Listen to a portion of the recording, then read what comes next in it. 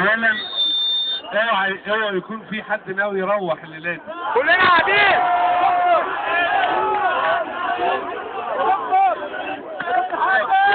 كنتوا مستعجلين، اهي جات الحكايه يعني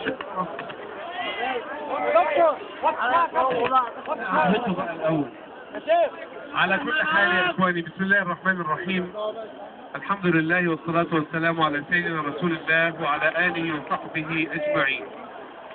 أولا أنا ما قابلتش المجلس العسكري ولا أي حاجة أبدا خالص، ولا رحت ولا اتكلمت معاهم ولا حد اتكلم معايا. ده نمرة واحد.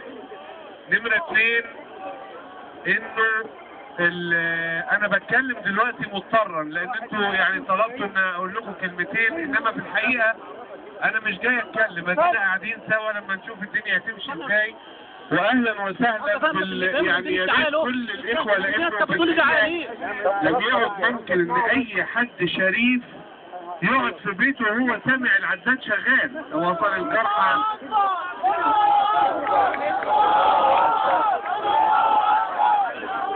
يعني دي مسألة شرف. يعني اقعد انا جنب التلفزيون يقولوا لي الجرحى وصلوا 500 600 700 800 900 1000 1100 1200، واقعد انا قاعد بسمع العداد. ليه ما فيش حد عنده شرف انه يجي يتميز ان يعتدى عليهم؟ بتكون يعني شيء غير مسألة. النقطة اللي انا عايز اقولها لحضراتكم، ما حدش يدخل شارع محمد محمود ولا وزارة الداخلية خالص.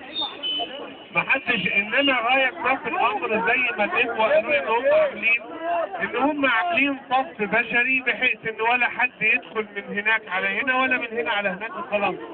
انما انا عارف الاعتداءات ما احنا شفناها، انا شفتها، لكن انا بقول لكم انه علشان ما يبقاش فيه حجة، احنا لا عايزين اعملوا معروف. لانه اولا انا عايز تقدروا كمان الظرف اللي انا فيه.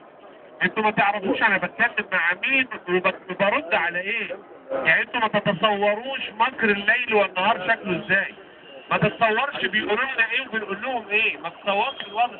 فانا عايز اقول لكم احنا عايزين نبقى ثابتين بس في حالة حكمة وروية. ما حدش يدخل شارع محمد محمود ولا يقترب من وزارة الداخلية وخلي مبنى وزارة الداخلية سالم آمن، مش عايزين منه حاجة خالص، خليه زي ما هو. انما بس لغاية ما في الامر مطلوب الناس عند محمد محمود تروح تقف على الصف بدل ما احنا واقفين هنا. تعالوا يا جدعان. المية مطلوبة. ايوه طبعا يا بيبي.